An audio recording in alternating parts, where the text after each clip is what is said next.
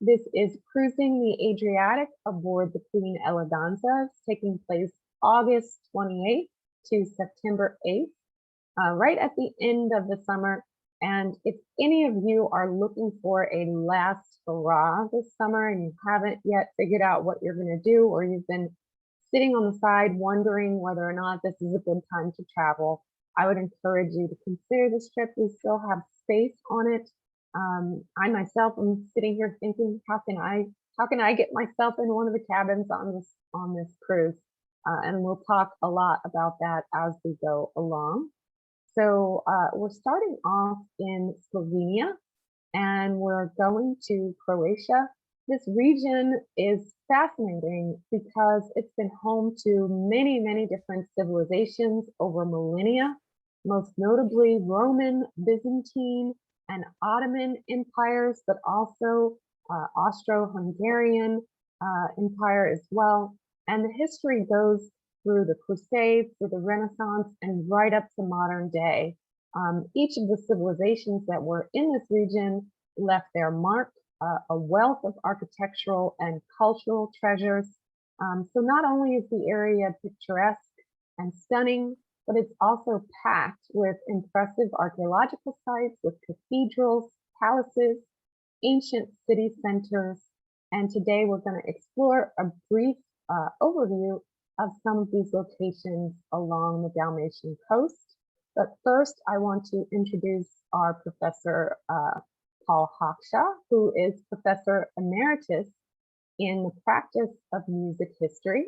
He was the director of the Yale Summer School of Music and the Norfolk Chamber Music Festival for 13 years. And he's an authority on the music of Anton Bruckner. Professor Hawkshaw has completed 7 volumes of the Composer's Collected Works edition, which are performed by major orchestras and choruses throughout the world. He was born in Toronto, Canada. So that means that you can be sure that you're going to enjoy his company, because Canadians are, of course, some of the warmest and kindest and likable people on the planet. Professor Hawkshaw received his PhD in musicology from Columbia University in 1984. He was appointed to the editorial board of the new Bruckner edition, published by the International Bruckner Society, and I hope I say this correctly, Wiener Bruckner Studien, published under the auspices of the Austrian Academy of Sciences.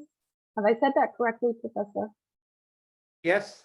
Wonderful. All right. And in the spring of 2011, he was awarded the Alumni Medal of Honor by the American Bruckner Society. Welcome, Professor Hawkshaw.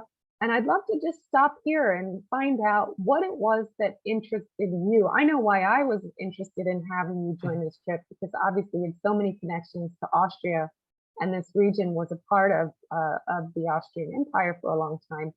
So I would love to know, though, what was exciting to you about coming on this trip. Well, thank you, Lauren. Thank you, first of all, for your very kind introduction. I'm looking forward to meeting everyone. And I just say right at the outset that I hope that you will all come to love this area as much as my wife and I have come to love it over the years. I got interested in it actually by accident. There was a tour a few years ago, and the person who was to lead the tour canceled at the last minute, and the alumni office sent out a kind of frantic plea, could anybody fill in? And I wrote them back and said, well, there are so many different areas of history, as Lauren pointed out here, and so many different ethnic kinds of issues and peoples.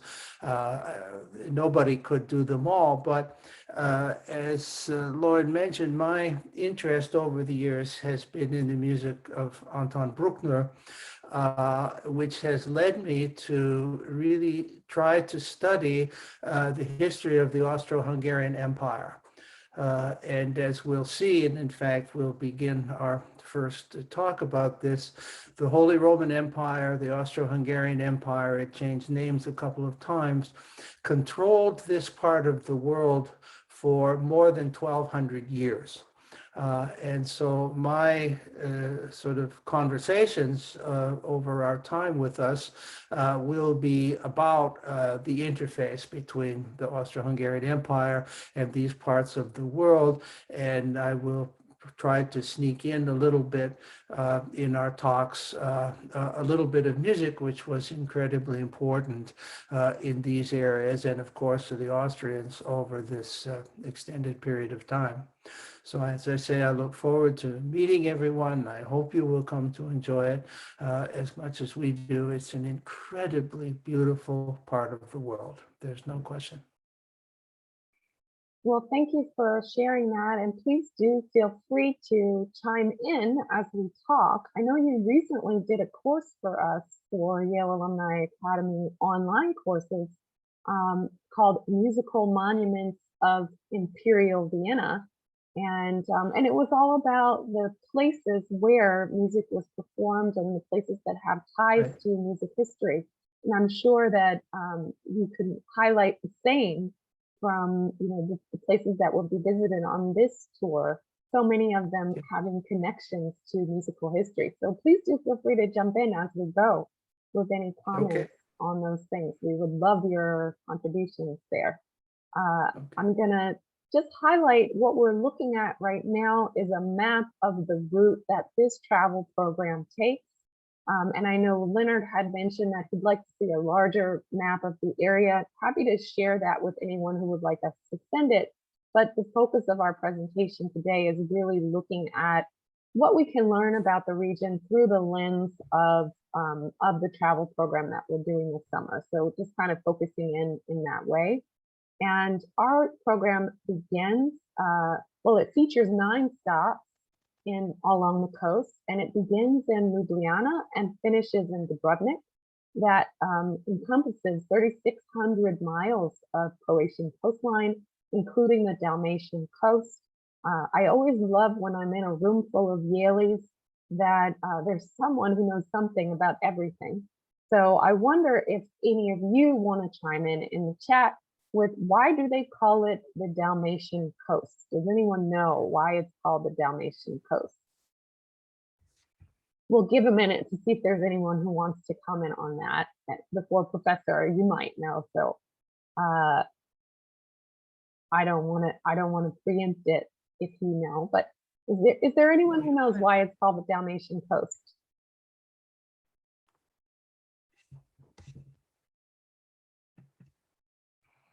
Michael says there are 101 beautiful spots. That's good, Michael. Real says, how about the mountains?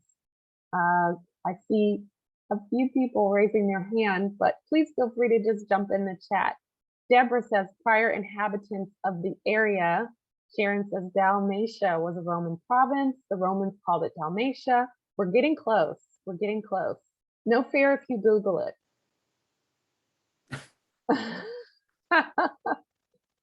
We're getting very close. Professor, do you want to chime in? I cheated because I found out the answer before. I feel like sort of like I'm doing Jeopardy and I've got the answer, So here we go. Oh, you're doing great. So those who said that, I agree with Sherry. I like the 100 spots answer. I think that's the best answer. But those who said prior inhabitants are correct. So when the Romans took over the region in 10, in the common area, they found a group of people there that were called the Dalmate, and that name stuck as the official title for the region. So that's why we call it the Dalmatian coast. There may be 101 spots to visit. This trip won't go to all of them, but we're going to highlight 9 of them. So hopefully that still makes it exciting. And the first stop is in Slovenia, Ljubljana. I recently had a debate with some colleagues. What is the youngest, newest capital city in Europe?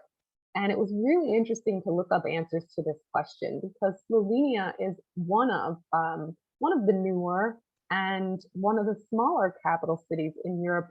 Ljubljana is, but Ljubljana is the largest city in Slovenia, and it's the country's economic and cultural hub, a vibrant place full of students, museums, nightlife, so not that different from New Haven, Connecticut. It was voted by global travelers as one of the, or actually as the top best European destination for 2022 out of a competition of 400 other destinations. And I think that just really gets at the idea that I know our Yale community, people have been everywhere in the world, but I bet very few of you have been to Ljubljana. It's probably an underknown and underdiscovered city, but it's got a huge destination to green practices. So car traffic is restricted in the city. Its open cobbled walkways are completely dominated by pedestrians, cafes, cycling. Many of its bridges and buildings were designed by the renowned early modern architect Jože Plečnik, and especially the iconic Triple Bridge, which is one of the places that we will visit, and the Slovene National Library, National University Library. This is a city that has evolved from a walled Roman encampment in the 1st century BCE to a medieval fortress in the 12th century, to rule under the Habsburgs in the 13th century, and changing hands many times, again, multiple times throughout, up until the 19th and 20th century, when it gained its independence in 1991. So still really one of Europe's youngest capital cities. Our starting base where we'll be staying is the Grand Union Hotel, and that's a 4-star luxury venue, just steps away from the old town of Ljubljana. And in addition to a tour of the city, we're going to take an excursion outside of the city to Lake Bled in western Slovenia. And it's probably not something that you think about, but the city is sort of framed by the Julian Alps. So Lake Bled is this beautiful place that you can visit and paddle on the lake, etc., right there in the midst of the Alps. Professor, have you been to Ljubljana before? Oh, yes. Yes, it's actually a very European city, actually, and quite modern in many ways, as well as being quite old. I think people will enjoy it. And this area that you can see in the picture along the river, on the right-hand side of the picture, all along there are wonderful cafes and restaurants, and people will enjoy that, I think. Well, that's the theme of this trip, is just sort of soaking up the European experience, certainly the experience of a European summer vacation. And our next stop in Portorož, we stay at the Kempinski Palace Hotel.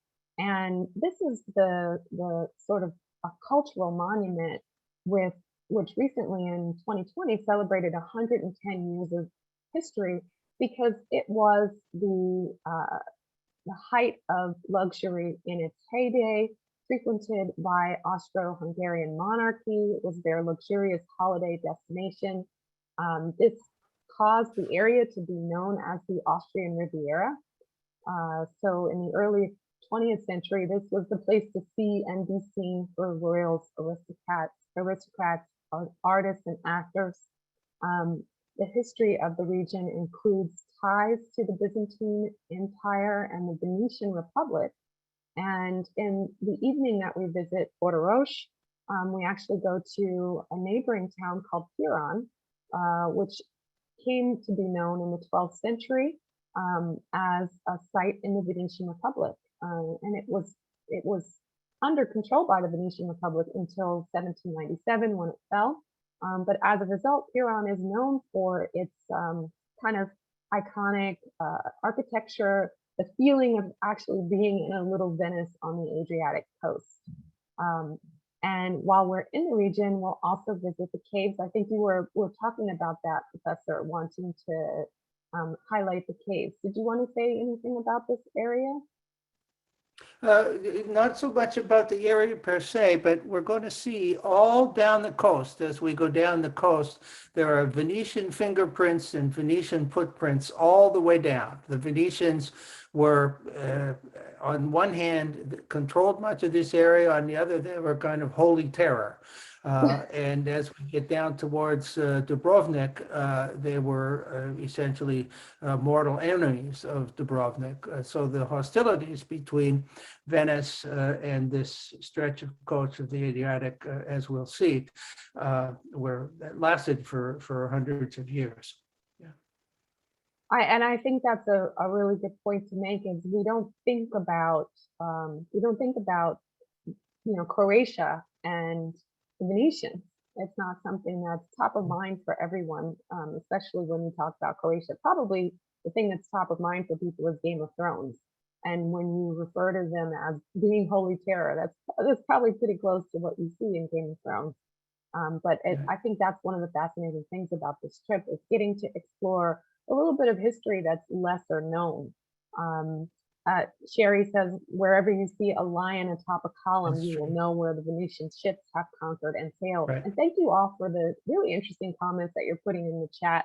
I don't necessarily see all of them as I'm going through, but I know that they're enriching for everyone to be able to comment and chat back and forth.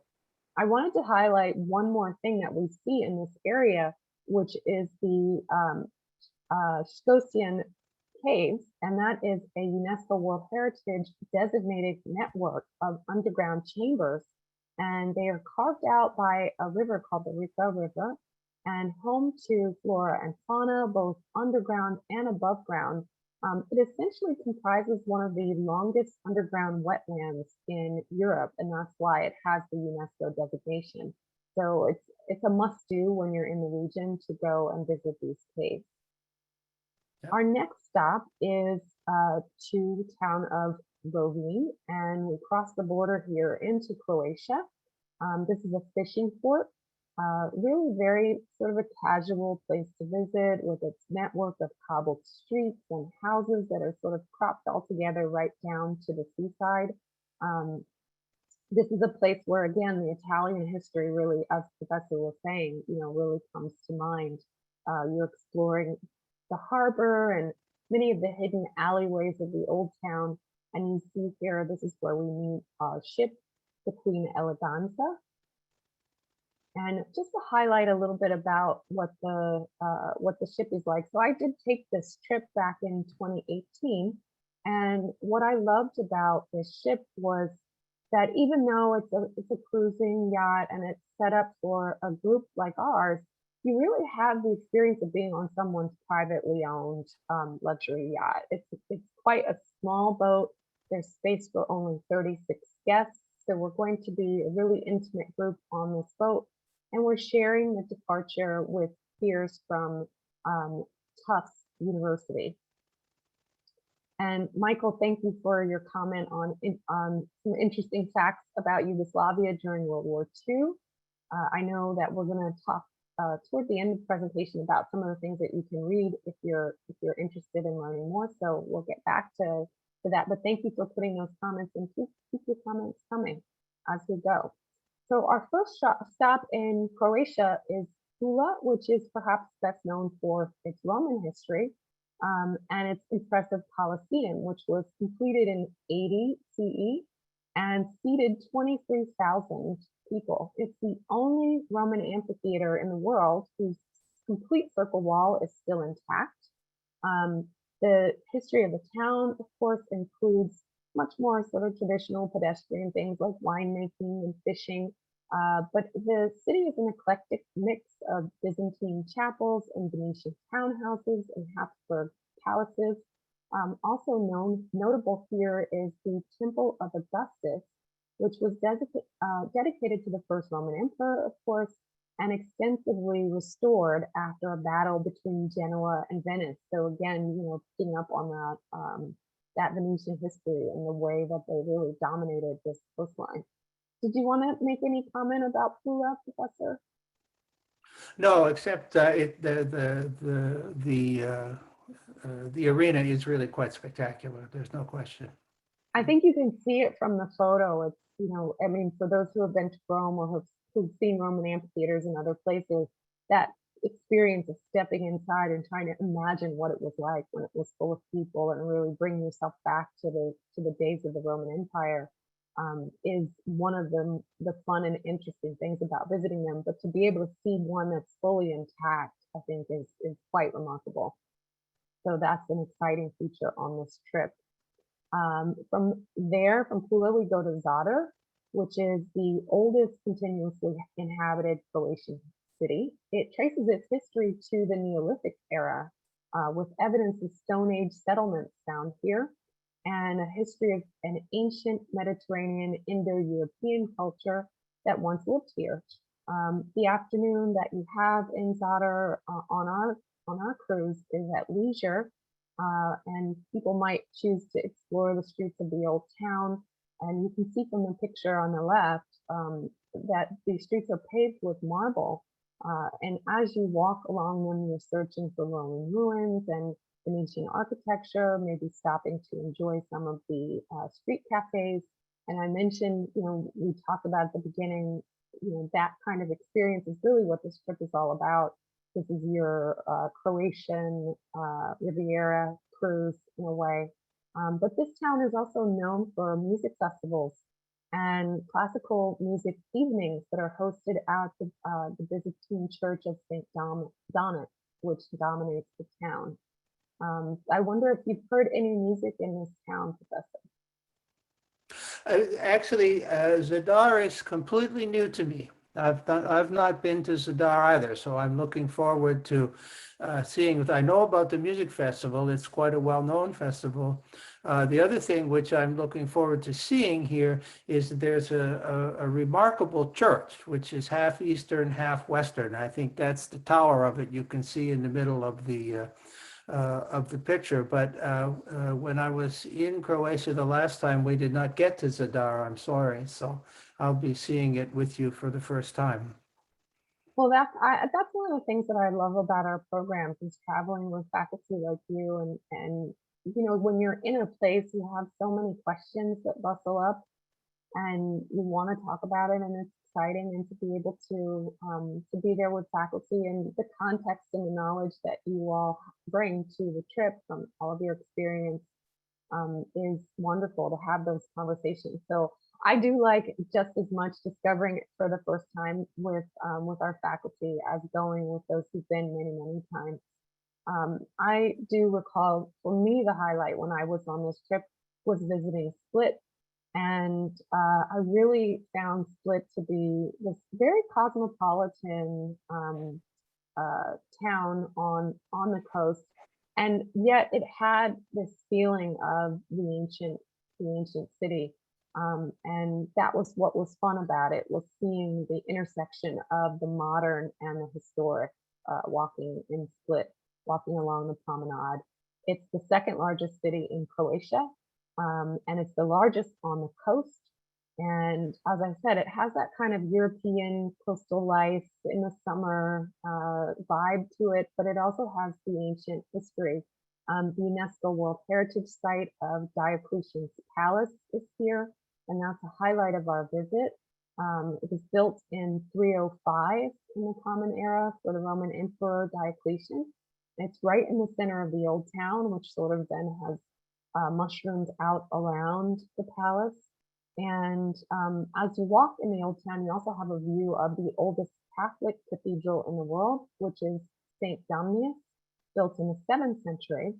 And here, you enjoy that history, and you get a sense of what it's like to be in the footprint of the old while experiencing the modern.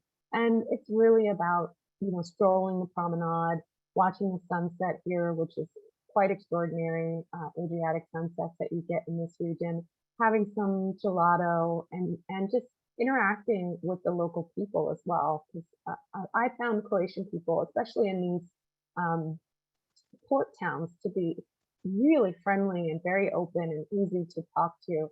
And I like to, when I travel, immerse myself in the local culture and get to know what life is like for the people there. So I think Split is a great place to experience that. The other thing that is a highlight on this stop in the morning is a visit to the Krka National Park, which is home to acres of lush vegetation. It's known for its 7 cascading waterfalls and picturesque pools. So you see that on the left. The Krka Monastery was built above the ancient Roman catacombs, and it's a highlight. But mostly this stop, going to see the national park, is about seeing a landscape that is largely unchanged and represents a ecosystem of exceptional natural significance in this region. So you get to see a little bit of the city as well as the natural environment that's so important in this region. And we have a couple of questions. I think I will stop and answer some of those. Doug wants to know, is the group met by a local expert on a given subject when we encounter, say, the cave network or the church and the civic architecture? Yes, Doug, we have local guides throughout the trip. So in addition to obviously the staff that's on the boat, and we have a tour director that travels with us throughout the trip, we do meet local guides in all of the major stops that we visit. So each time we go to, say, Diocletian's Palace, or we go to the national park, we're getting an exposition of what to see and learn about there from someone who's an expert on the topic. So Julie wants to know, Professor Hawkshaw, how can a church be half Eastern and half Western? That seems like the subject of the whole entire class, but do you want to take a stab at it? Well, for now, we'll just say a couple of words about that. But throughout its history, since about the 10th century, the Eastern Orthodox and the Roman Catholic Church have rubbed shoulders in these areas. And many times the churches changed hands, and sometimes they were Eastern Orthodox, and sometimes they were Roman Catholic churches. And the architecture is often quite different because of the way the altar is set up, and so on and so on. So that's what I meant by it. This particular one, which, as I said, I have not seen, I've only read about it, is apparently quite a unique combination of the two. So I'm looking forward to seeing that. The other thing I would say is that if they're true to form, again, the local guides will be really terrific. They're really well informed, and they will have a great deal of detailed knowledge about the different buildings we're going to see, or about the geography, and so on and so on. Well, thank you for that. Yeah, that helps to understand. I think for those of us who live in the West, and especially if you haven't traveled a lot in areas that were real seats of Byzantine influence, it's hard to imagine just how much intermingling there was at that time. But I think about Turkey as well. You know, when you travel to Turkey, sort of getting a sense of the Byzantine and the Ottoman, and the dialogue between the different cultures that were present in that region. And obviously this is not Turkey, but being in this region as well, there's a lot of cultural interchange, and that's one of the things that we're trying to highlight in this presentation, is how much the different groups of people that dominated these regions left their mark, and how eclectic of a mix of cultures you have there. As you look at the history and the architecture, things like the churches and even the local people, speaking to them, you learn a lot about what it's been like to live in a place that has such a mix of history throughout different eras.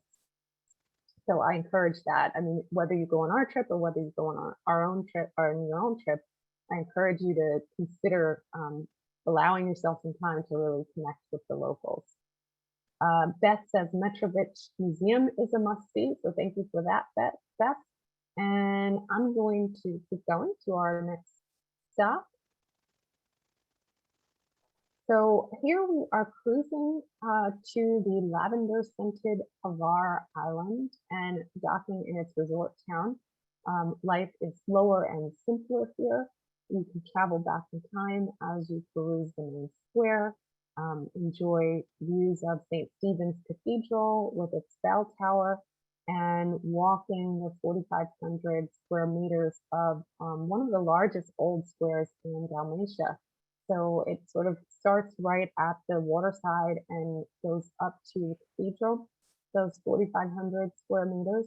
Among the things to do here are to visit the 15th century Franciscan monastery, which holds a 1524 edition of Ptolemy's Atlas, and a 16th century painting of the Last Supper by the Venetian artist Matteo Ingali. And another thing to see if you like history is the Arsenal, which was once a repair and refilling station for war galleons, but it now boasts a beautiful theater decorated with frescoes that was opened in 1612. And it was one of the first theaters in Europe that put aristocrats and everyday people right there together, mixed together. The plays that were hosted at this theater carried on right up until recent times in 2008. So Hvar, really charming, quaint place to visit, and a lot of things to see and enjoy there. Did you want to chime in with any comments on that stuff, Professor Hawkshaw? Just a couple of very brief comments. Hvar and Korčula and these islands along the coast were where the Greeks came first. So the first contact of this part of the world with the ancient Greeks actually came through Hvar, and as I say later, we will go to Korčula. The other thing, having nothing to do with history, is that this is quite a steep slope up from the water, but it's worth trudging about halfway up. You'll come to the middle of the old town with the tiny, tiny lanes. And as you walk through there, it's full of really interesting restaurants and coffee shops. A very interesting place to eat and worth the trudge up the steep hill. Thank you for that. Yeah, I think if you've been spending the past couple of years, as all of us have, trying to figure out when you can go somewhere, being on the Adriatic coast and enjoying these views, enjoying the water, and just the pace of life, which is very different in this part of the world, is a treat in and of itself. Never mind all the history and culture in the area. And I think you just mentioned this, Korčula being another stop on our visit nearby. And I don't know if you wanted to say any more about that. Only to try the wine. Well, I can just picture it now, evenings on the Mediterranean, enjoying some of the local wines of the region. And I know when you're traveling in Europe as well, you get some of the most amazing local wines because they make small batches and family run vineyards, and there aren't enough bottles produced to make it out of where they're located, so you have to go to them. And I actually experienced that a lot when I traveled to Austria as well. Just some of the best wines in the world. So hopefully you will have a chance to enjoy that when we visit. And then the last stop on our trip is Dubrovnik, which is where we finish our tour. And the entire city of Dubrovnik is this 16th century medieval walled fortified town. And for that reason, it's been named a UNESCO World Heritage Site. Of course, it's a center of culture, art, and activity in the region. This is where the country's intellectual elite travel and enjoy their holidays and come to visit festivals.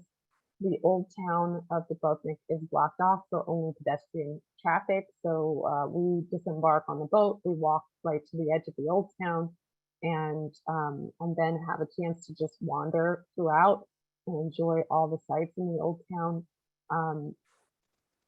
If you chose to do the loop around the city, you can do that on these medieval walls because they are so well preserved that you can actually walk the entire perimeter in about 2 hours.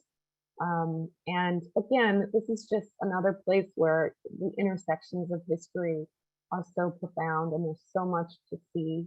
But most importantly, I think when I was there, what I enjoyed was talking to the local people and learning about their perceptions of recent history, from the former Yugoslavia and what has happened since then and how they've experienced it. It was just really eye-opening, to take it off of the page of newspapers and history books and bring it to life in conversations with people. So again, sort of the juxtaposition between the old and the new as you're visiting Dubrovnik is I think one of the reasons that you have to be there in order to really understand the place. I don't know, Professor, if you wanted to say anything about visiting Dubrovnik.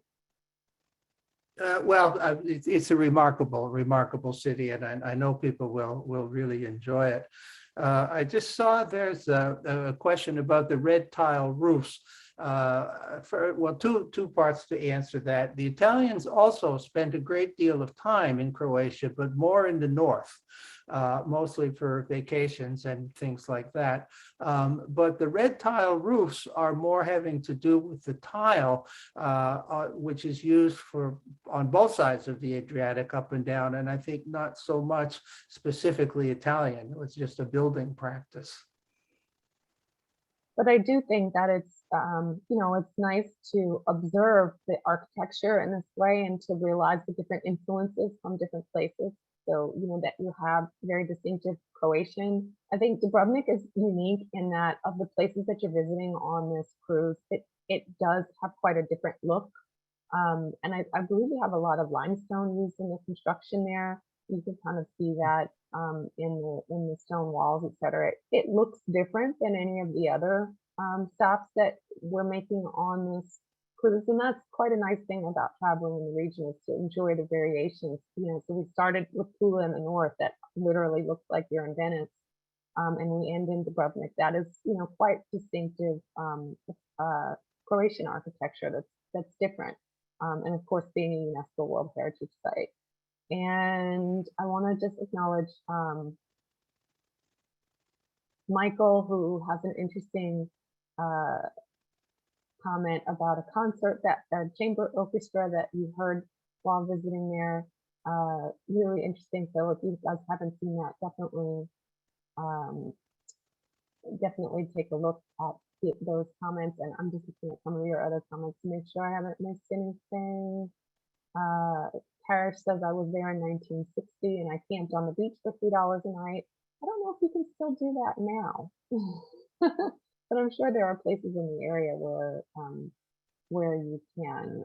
Somebody asked, Suzanne asked if there are minarets in the distance. Yes. Yeah, you see that in the bottom right picture. Yeah, you have to remember that the Turks also, we haven't mentioned the Turks yet today, but the Turks were a major force beginning around 1400 or so, up until the end of the First World War, the Ottoman Turks. And their relationship with Dubrovnik is a book in itself. The competition between the two cities, which eventually, we'll talk about that more when we get there next month. But the Turks are a major presence in the southern part of Croatia, all the way through. Absolutely. I'm just checking. So Douglas asked, given the recurrent theme of cross-cultural fertilization, do you also recommend that someone should add on a trip to Trieste, Friuli, Venetia generally? I don't know if you have an opinion about that, Professor Hawkshaw. Yes, absolutely. If you get a chance to go to either or both, and it will just expand our understanding of the interrelationship between northern Italy, the Austrian Empire, and this area of the world. Trieste was the major Austrian port, up until the First World War. Yeah, and Lisa says it's also very interesting to talk with people, even young people, about the recent war and their experiences. Yeah, I found that. I mean, that was actually my favorite part of visiting Dubrovnik, was talking to the people. I love seeing the sites, and the architecture is beautiful and it's fascinating. It's a fascinating place because it still feels like it did during the time that it was built. I mean, you've got, ice cream shops and gift stores and tourist things, but the drama of the medieval architecture really strikes you when you're in this town. But even so, my favorite thing about being there was talking with the people and hearing the stories from their perspective. Okay, so I think we've covered those questions. I'm just going to go to the last slide just to tell you about the dates. Again, I know that lots of people have made their summer plans, but we do have space on this trip if you would think you might be interested in going. You certainly are invited to call or email us at Alumni Academy and let us know if you have any questions. You can find out how to register. You can find the itinerary and a downloadable 2-page fact sheet on the trip on our website. So you will see the link for that at the bottom of the screen there. The pricing starts at $69.90 per person. And again, I will just emphasize that the ship that we're on for this trip, it really is like being on someone's private yacht. It's a really lovely ship, and the staff does a wonderful job. And it's the closest you can get to chartering a mega yacht in the Adriatic without having to do any of the work. So that's one of the things that I'm really excited about with regard to this trip. I very much enjoyed being on that boat. If you have any questions about the trip or any other questions that we haven't answered yet, please do feel free. A couple of people asked, yeah, Priscilla said she'd love to see more slides with examples of local architecture. Priscilla, one thing that's coming to me from doing this presentation is that I would be really interested in offering a longer. So our regular webinars for Alumni Academy with faculty presentations are 90 minutes long, and we could do a deep dive on the history of this area. I would love to do that because I think there's so much to learn that isn't frequently discussed. So I'm taking on board your comment, Priscilla. We could perhaps take a look at that. And I also see Sarah, who's asking if we would do this trip next year. We will definitely consider doing it. We do have an Adriatic trip next year, and we'll consider doing it in 2024 as well. So check our website or email us if you would like links or information about that. Robert asked something that I know, Paul, you wanted to mention. Do you have a suggested reading list? Yes, I saw some people made some suggestions already along the way, which were really great. And I made a little reading list that I'm going to send on to Lauren, which she'll put up on the website of the trip for everyone. And they're all books which are relatively easy to read. They're all available on Amazon, so everybody should be able to find them easily enough. And then if people have specific questions, you can just let Laura know or just write me an email directly. My email is the standard Yale email, so paul.hawkshaw@yale.edu. And if you write me, I'll do my best to answer them.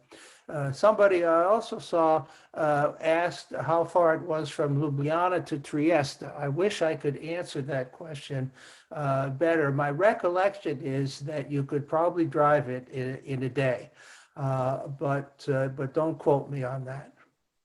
Well, and also, I mean, in this region, things are pretty close together. So it's, I mean, it is quite a small sort of geographic area that is covered. But again, if you have specific travel questions, you can feel free to email us. We're more than happy to answer your questions about this. And I'm just looking to see, yeah, so we posted in the chat as well, the link. And Lisa is recommending the book, The Sound of Blue. Lucy is asking what sort of COVID tests will be required before and during the trip. We did not discuss that previously, Lucy. So for all of our Alumni Academy travel programs, we have a very rigorous COVID protocol that we use before a trip. And it's basically a three-page checklist that we go through with every trip. The kinds of things that are required are, we do require rapid testing before you board the boat. And we also require, for this trip, we'll be doing testing of every participant in our group every day. The group on the ship is quite small, so we're already sort of limiting exposure by doing that. All staff are required to be fully vaccinated using vaccines that are approved by the US government. So not just whatever European vaccines are valid, but US vaccines. And we are doing masking on the coaches and in any excursions. So we provide masking, we provide rapid tests for all of our trips, and that goes for our faculty, leaders, and staff, and everyone on the ship as well. So hopefully that answers that question. But again, if you have further questions, I'm more than happy to answer those if you would like to email me about them.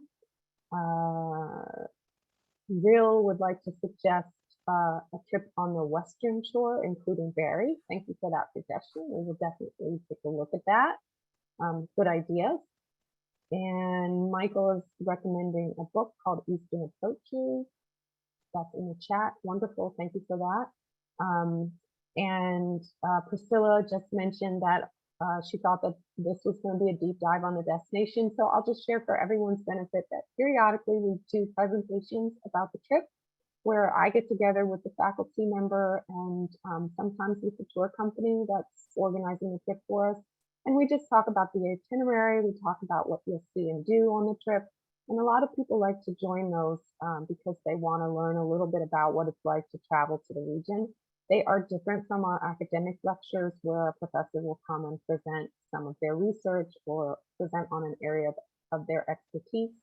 So this presentation is really just an overview of the travel program. And not everybody can travel, and as many of you said, you're armchair travelers and you may not be going on a trip soon. So we like to give a way for everyone to have access to the experience, even if it has to be virtual.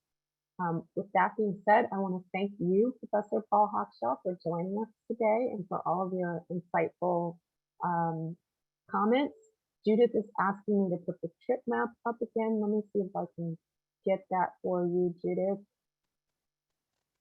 And if you have questions after this is over, we're happy to answer them at Alumni Academy at yale.edu. And we'll invite you to join our next series of presentations that are starting next week. We have our Festival of Ideas and Enrichment. This will be several presentations from Yale faculty offering lectures on everything from olive oil to history in Spain to traveling to Japan.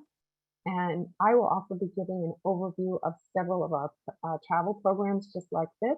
So it's a combination of academic lectures and travel overview. I hope you will take a look at our website and join us next week for one or all of our presentations as part of our festival. The links to the festival are here in the chat.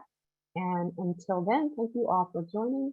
And yes, Sarah says bon voyage to you too.